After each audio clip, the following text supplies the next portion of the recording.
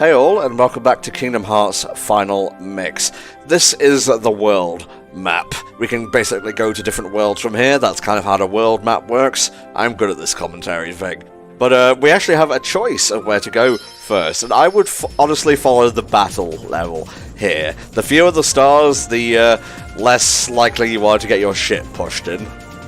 Especially if you go the other way, because that leads to Olympus Coliseum, and then you gotta fight Cloud, and you gotta fight Cerberus, and it's just a whole mess. And you don't even have Cure at that point, because we haven't got it yet. Yeah, Jesus Christ. The Gummy Sections, we talked a little bit about them last time. They play like a very, very dumbed down sort of Star Fox 64-ish kind of thing. Mm-hmm. You can do some things in the Gummy Builder to make it more interesting, adding more guns, things like that, but this is basically it. Goody. Are you keeping all of these in the playthrough, mate? I am keeping all of them in, but they will go faster later on. Okay. Duly noted. Oh, does that mean you're going to be showing off some alternate ship designs? Yes, I will be making some more ships as I go through this. I don't think I showed off a single alternate thing in the original KH1 playthrough I did with Hell Dragon.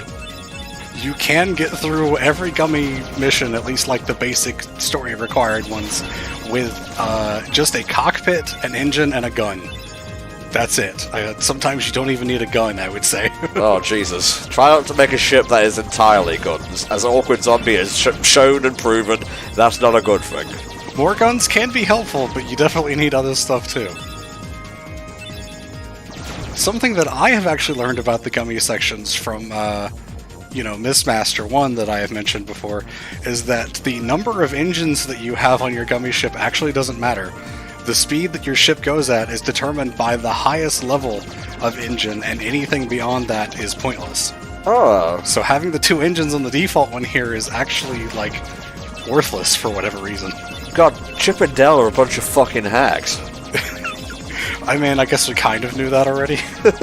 I'm assuming it was them who created the Gummy ship, because they take off from that garage.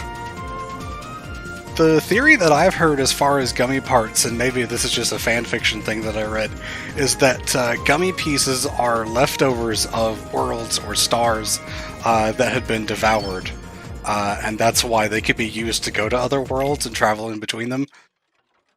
Who knows how true that is? Maybe they're just kind of a thing that was thought up. That makes sense, but it doesn't explain why the Gummy ship's still around when, other worlds start to come back. This is true, I guess. Maybe the pieces of Gummy ship don't go back? Who knows? I mean, it's just kind of a fanfiction thing that I read many years ago. It's just a reference to the Gummy Bears, I would assume, but whatever, here's the first world we'll be going to, Wonderland. It's not one of my favourites, but I like the original film. I can't say that I've seen the original one in a long time, if at all. It's a neat little world. I like it just fine. Probably, I really like it in Recoded, actually. A lot of the stuff that's in there is really neat, which holds true for most of the stuff in Recoded, I would say. A lot of the gimmicks that they add are really cool. I've always found it interesting that the DS games kind of mirror each other. Days, I'm not a super big fan of the gameplay, but the story is decent, and the characters. But in Recoded, the story and characters are a little bit iffy. But the gameplay is great, because each world basically has its own style, because it was originally a game for mobile phones, so it would, come in episodes and whatnot. So one time, you'd have, a bit of a puzzle aspect, then the next one, it would be more, action-based and so on. So it's a cool little game, is Recoded. I definitely recommend it if you get a chance, because the collections nowadays only really have Days and Recoded in movie form, which honestly is fine if you're just trying to keep up with the story. But if you want to experience Kingdom Hearts in full, I would definitely recommend you try them out on the DS. I think you get a better look at the story from playing the full games anyway.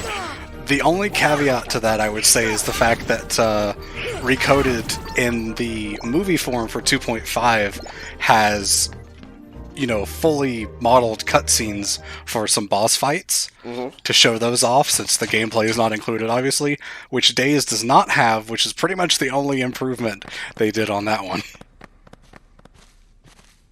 Oh, cool, we're about to witness an execution. Alright, just in time. Goofy's like, I've always wanted to see one of these. Now in session! I'm on trial. But why? Here we have Catherine Beaumont, the original voice of Alice from the original Disney movie, reprising her role many, many years after the fact. It's fucking nuts. She's also the voice of Wendy in Peter Pan. Yeah, she comes back for that as well. I mean, it's the same voice pretty much, but Well, have you anything to say? I want to see if Catherine Beaumont's still with us. That would be a good question. Yeah, I did not check that while I was looking things up. Wrong. Oh my god, she is. She's 83 right now. Wow, alright. I mean, Go, Catherine. Yeah. I mean, Wait, she was also in Sleeping Beauty and The Little Mermaid? Oh, well, Sleeping Beauty was 1959, Alice in Wonderland was 1951, so that makes sense. Yeah, alright. Oh, yeah. And that's against the rules. the court finds the defendant guilty. Okay, so I was looking up stuff here for Catherine Beaumont, and it mentioned Sleeping Beauty. I think Wikipedia, or at least Google, has confused itself, because she wasn't in Sleeping Beauty, but she was in Birth by Sleep, where she came out of retirement to voice Kyrie's grandmother, of all things. Dare you interfere with Huh, my alright. I think I vaguely remember hearing about that fact, but I didn't remember it until you just mentioned it. Yeah, the roles of Alice and Wendy actually went to Hynden Walsh. I don't know how to pronounce her first name, I apologise. But she's the voice of Starfire in Teen Titans Go, etc. Oh, alright. I mean, that's a good voice for them, I would say. And so now we need to find evidence to prove Alice's innocence. Cool. Where's Phoenix Wright when you need him? Phoenix Wright would also work well for Kingdom Hearts. Maybe. Actually, I'm not real sure about that. They would need some way to explain, like, the combat, I would say. Well, you know how, like, Donald transforms the gang into different forms whenever they go to worlds they need to blend in on? They just all become lawyers and whatnot. Where did you take the bar exam? Traverse Town? I did it online when we were travelling here in the Gummy ship. They could do that with the Gummy phones now. Now, I don't know who voiced the Cheshire Cat in the original, but I believe it's Jim Cummings for Kingdom Hearts. I don't know that the cat has much of a voice in this. It's just really the laughing, I guess, is what it would be. I was trying to picture his laugh, and it was just Tigger that I came up with. Yeah, I could probably hear that. Fun fact about the Tigger voice, actually, in the Japanese version of Kingdom Hearts, during the Tigger minigame in 100 Acre Wood, if you bump Tigger in the air instead of letting him fall all the way down, you'll actually hear the English voice line instead of the Japanese one. Huh. It makes no sense. Yeah, just one of those funny game design quirks, I guess. I think that's only in the remasters, and maybe even only in the PC version. I'm not really sure about, like, any of the others. So correct me if I'm wrong, Spot, but if we find all of the pieces of evidence here, do we get, like, Blizzard? You are sort of correct and sort of wrong. You only need to find the hidden one to get Blizzard. You don't need to find all four of them. Okay, so the hidden one is, I believe, high up in the initial room where you take the drink and whatnot? Right, there's something special that we have to do to get there that unfortunately involves platforming, much like the rest of this area. Oh no, I'm starting to get PTSD from this playing as a child. What we have to do is actually use one of these flowers to make Sora bigger, but I'm going to come back for that later after I get the other three pieces. Fair enough, mate. It's a bizarre room. Ooh, JoJo time. Jojo would like this room. Yes, he would. Which JoJo are we talking about here, Spy? You just said it like a character. Yes. My answer is yes. Okay, all JoJos, especially that one. You know the one. I haven't actually seen hardly any JoJo's, so just pick an answer for me, I guess. I'm trying to think of which JoJo would work best with Kingdom Hearts. I think, like, young Joseph would probably slot in pretty well. Yeah, I'd go with that one. You said you haven't watched any. Why are you being such a fake fan? I've watched part 1 and 2 and the first 3 episodes of part 3. Fine, you passed the bar exam for JoJo, I guess. You see, I pulled it back around. We are professionals here at HFC. We can make everything connect. Reconnect Kingdom Hearts. Ah, yes. An oath to return to lawyerism. Oh, Wonderland. There's not much to talk about in this one, honestly.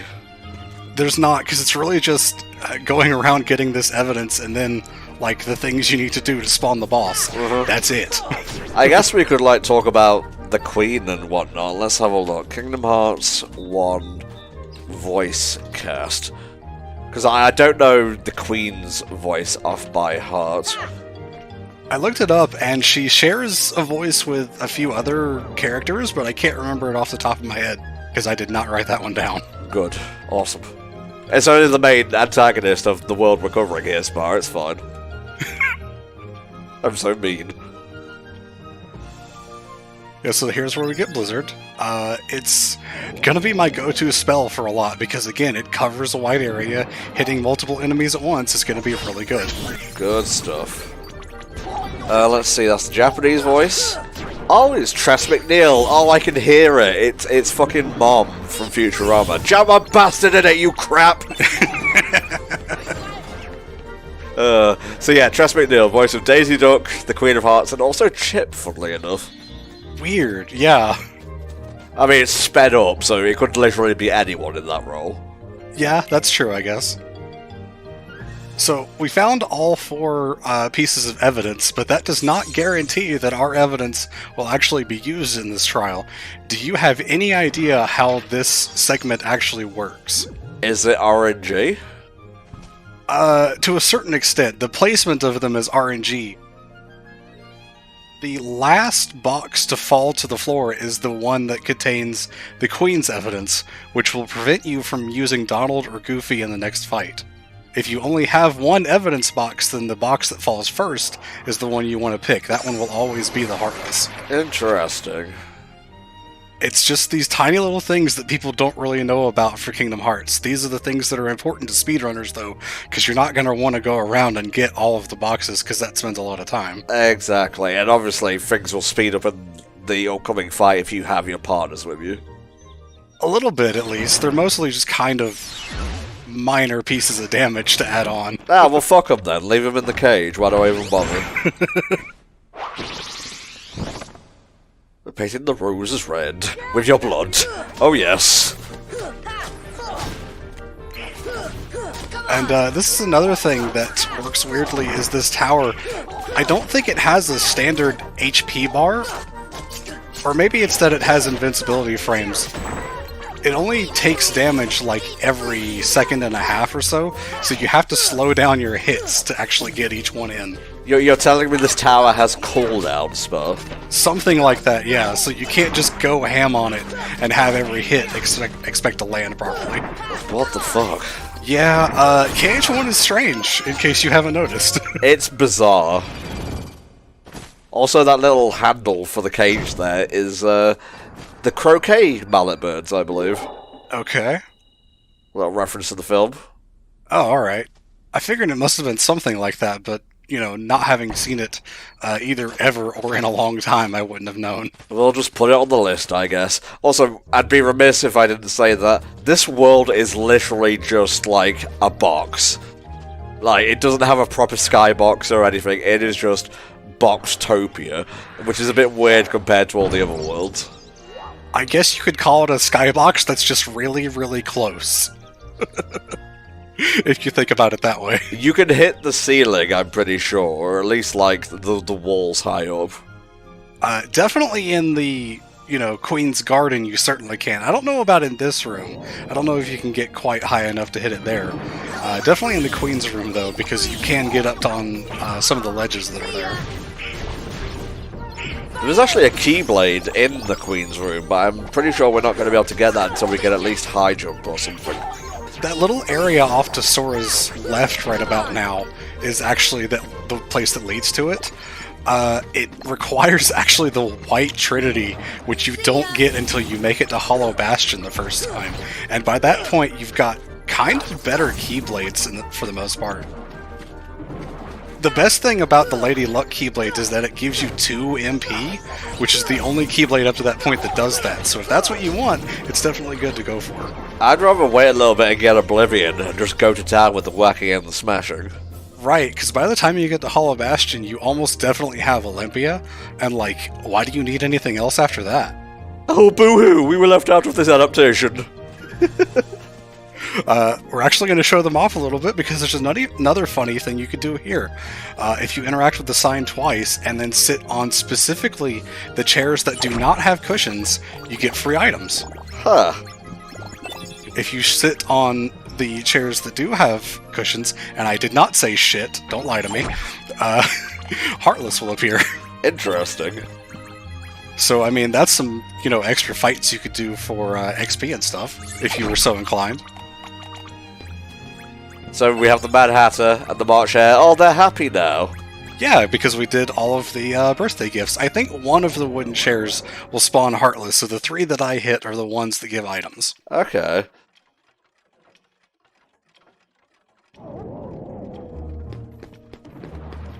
Mad Hatter, Alice in Wonderland.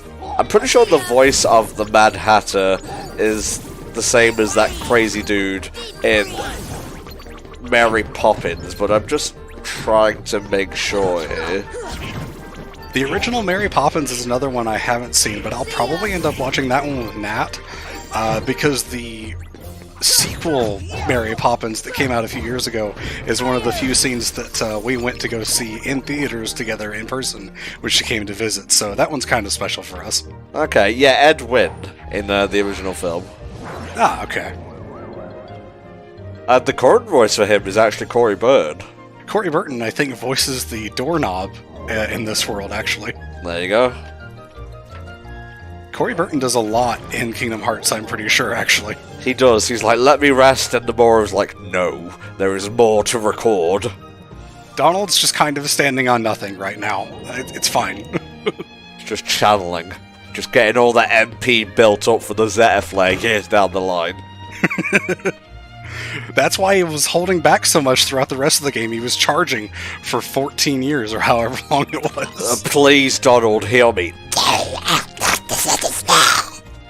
That was something. I can't do a proper... It's easier to do Goofy, because really, you're just defaulting to your regular state. Hey, Donald, you know Sora? Fuck Sora. Fuck Sora. I'm the Keyblade Master now, bitch. I like Mean Goofy. That's a holdover from Oni plays. And now we have probably one of the worst boss fights in the series, if I'm completely honest. And I don't like the recolor this time either. Oh gosh, no. I like the design for the regular Trick Master, but Jesus, this one's a bit too flamboyant for my taste. And I'm fine with flamboyant, I even like flamboyant, but these colours are a bit garish. I suppose it matches better with Wonderland's aesthetic, but I don't think it matches with the Heartless aesthetic, I guess is a good way to put it.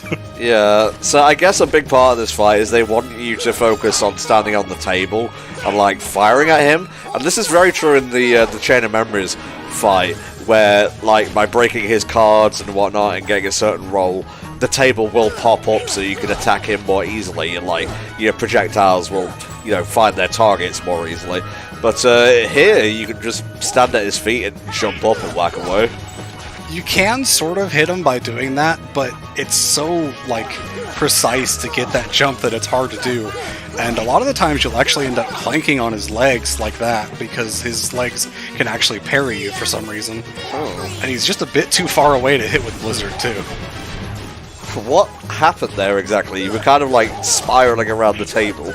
The table spins during some parts of the fight, and I don't really understand what causes it. Oh, interesting. I don't think I've ever seen that happen. I think it's always doing that. Like, it's spinning right now, but you can't, like, see it very well, because you have to kind of look at the legs.